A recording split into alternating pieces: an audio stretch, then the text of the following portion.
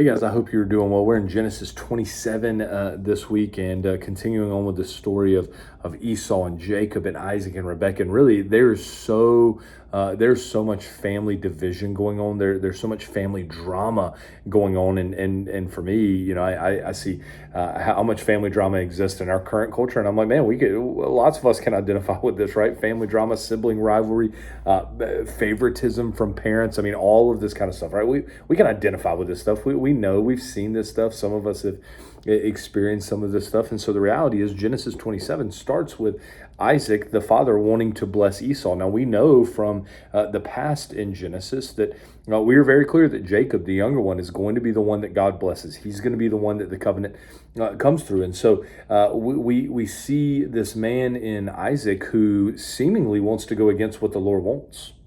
But God is always going to do what God is going to do. God is always going to, his purposes are always going to be fulfilled. And so even if he wants to, he wasn't able to do it. Like seemingly Isaac is trying to thwart divine election here. God has said it's going to be this way. Isaac is trying to go against that. He wants to bless Esau. Esau's his favorite. Esau's the oldest. Esau's the one he feels like he should bless. But that's not what God desires. And ultimately we see this man, Isaac, who is not looking at the bigger picture. He's not looking at the people that Esau's married and Esau's spiritual lack or lack of spiritual devotion and commitment to Yahweh, right? He's following his taste buds. I really want his food. I want him to go and hunt and make me some food, right? And he allows his taste buds to drive him to this place where he's willing to do something that God doesn't want him to do, right? He's been very clear that Jacob's the one that the blessing belongs to. And what we need to understand about blessings, we read this and we don't really understand because this isn't like a big thing in our culture and our society. But these blessings in this culture and society, they bound generations together, right? That they believed that the spoken word of a blessing really did shape things. It had the potential to bring life or death. It had the potential to alter destinies.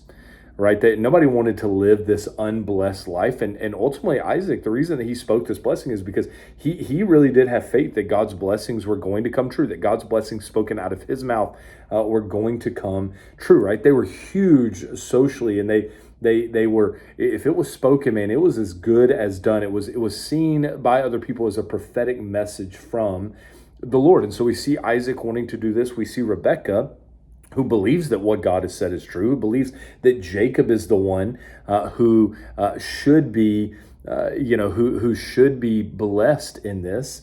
And she had faith that what God said was going to happen and should happen, but instead of waiting on God, instead of it happening God's way, right, she takes it into her own hands to assure that it happened that way because Jacob was her favorite. So Isaac had a favorite in Esau, Rebekah had a favorite in Jacob, and because Rebekah took this into her own hands, she exploited the blindness and the illness of her own husband, right, to get her way, right? I mean, this family is so unhealthy and so divided, and you just wonder, is it because of there's been a lack of spiritual leadership that has existed in this family for a long time? There's been division in this family, sibling rivalry in this family, right, for a really, really long time. And we see this favoritism that leads to sin. We see Isaac's favoritism of Esau lead to him doing something that God didn't want him to do, which was bless Esau.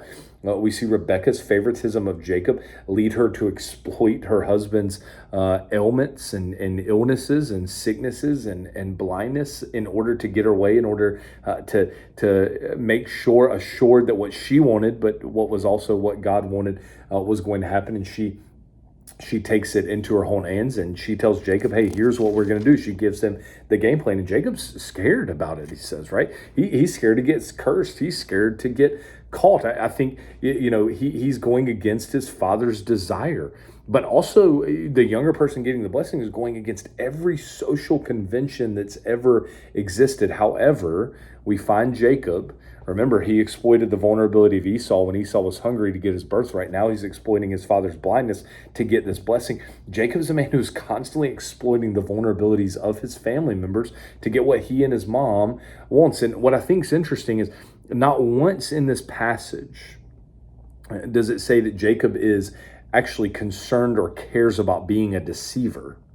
He's not worried about his sin. He's worried about being revealed as one to his father. In other words, he's worried about the consequences.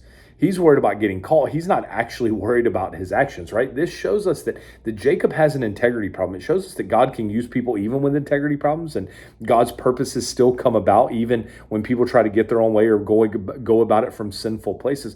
But we see that Jacob has an integrity issue. And even though his mom has an integrity issue, we also see his mom with this deep love for Jacob, where she says, hey, I'll take the curse and the consequences for you.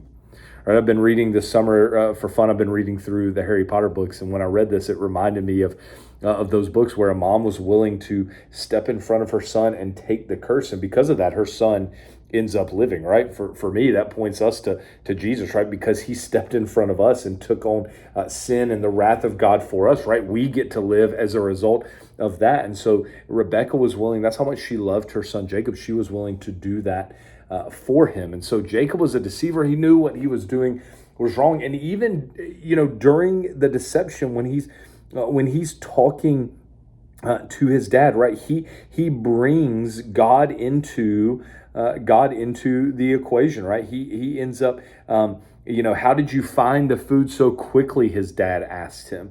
And he said, because the Lord your God made it happen for me. I mean, he even brings God into this situation. God didn't do this for him, right? This was a deceiving thing, a deception. He has a massive integrity problem. But either way, it works.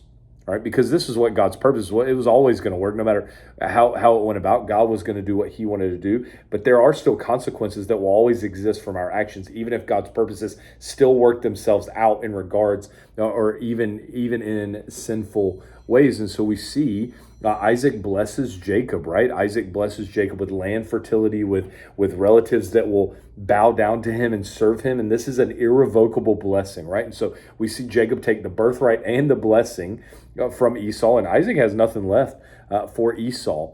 And so Isaac was clear about that. I have nothing left. But still, the way that he cared for his son, he lingered with him, he comforted him, he mourned with him, and he blessed him as much as he possibly could. So we see two parents very sinful, but also two parents who love their kids in a way where they're willing to take consequences for them and linger with them and mourn with them and comfort them, right? We do see some parental lessons in this, even though there's a lot of sin taking place. And as a result, as you and I probably would if we were honest with ourselves, Esau held a grudge and said he was going to kill Jacob. He made the decision he was going to kill Jacob, because even though Esau did not want to live the lifestyle of God's people, he still wanted the blessing. And because he didn't get it, he was so angry. And so we see Jacob flee. Jacob left to get away because his mom didn't want him marrying a local girl, but also he wasn't trying to get killed by Esau. He was trying to get away from Esau and the Canaanite lifestyle as well, both of those things. And so what we see in this is the blessing works despite human character, because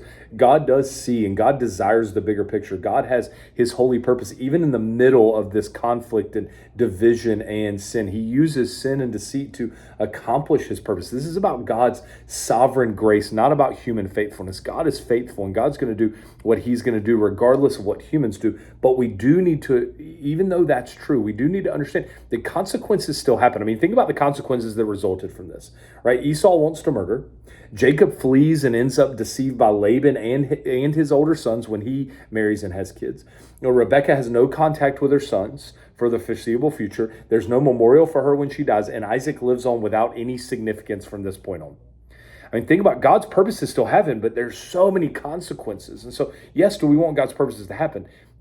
Yes, absolutely. But we also want to be people with integrity, with character, so that we don't have to receive consequences on the back end because of our actions in partnering with God to see his purposes come to fruition. So let's be men and women of integrity and character, and who carry out God's desires and purposes, and not the men and women who are sinful and God has to carry out his purposes in spite of us. But God can use us and partner with us to carry out his purposes because we are people of character and integrity. Can't wait for Genesis 28. See you next week.